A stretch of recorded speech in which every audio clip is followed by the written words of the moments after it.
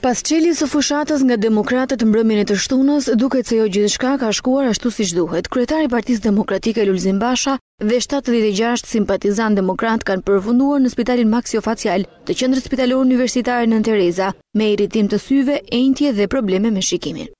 Aty fillon direkt lotim sysh, edhe nuk po shifsh edhe kryeri edhe gjitha nuk e di.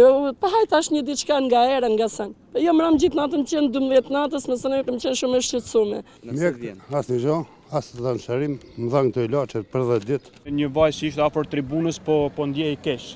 Në 2-3 herë dhe shkëputën nga tribuna, afër tribunës dhe shkëputën dilte u largon nga tribuna sepse po ndjej keq. Por edhe zoti Basha gjatë gjithë fjalimit të tij është munduar të fshijë sytë ose sepse diçka po ndodhte.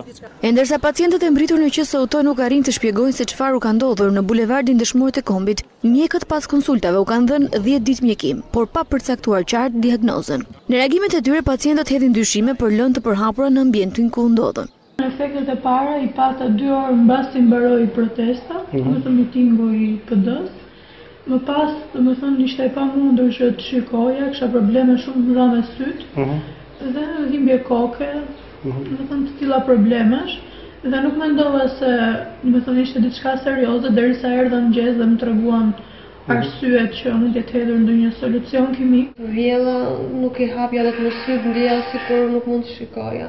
Vetëm tani më drejt kam ardhur në mëngjes, në 6:30, isha në gjendje shumë të rëndë. Një reakcion prej ardhjat të cilit ende është e paqartë ka prekur qytetarët që u ndodhur në rreshtin e parë dhe në një perimetër të afërt me liderin e opozitës Lulzim Basha, ndërsa edhe ai është paraqitur në orën 5 të mëngjesit së dielës me të njëjtat simptoma. Për shkak të gjendjes shëndetësore të kësaj situate, kreu i demokratëve Lulzim Basha ka anulluar pjesëmarrjen e tij në takimet e programuara në Divjak, Lushnjë dhe Roskovec, të cilat janë zhvilluar nga stafi i tij. Ministria e Shëndetësisë sqaron zyrtarisht se pacientët janë paraqitur me shenja të helmimit, intoksikacion, si skuqje të syve, djegje të syve, irritim të shprehur të lëkurës në zonat e ekspozuara të fytyrës dhe qafës, si edhe në disa raste të veçanta vështirësi të lehta me frymarrjen. Sipas Ministrisë së Shëndetësisë, 9 persona janë shtruar në shërbimin e okulistikës për të mbajtur në vëzhgimin e mjekëve, ndërsa QSOT sqaron se të shtruarit të cilët kërkojnë mjekim më të specializuar janë 5. Për këtë ngjarje është ngritur edhe një grup hetimor nga Ministria e Shëndetësisë, Ministria e Rendit dhe Drejtoria e Policisë, të cilët pas marrjes në dorëzim të dosjeve të dëshmive të pacientëve,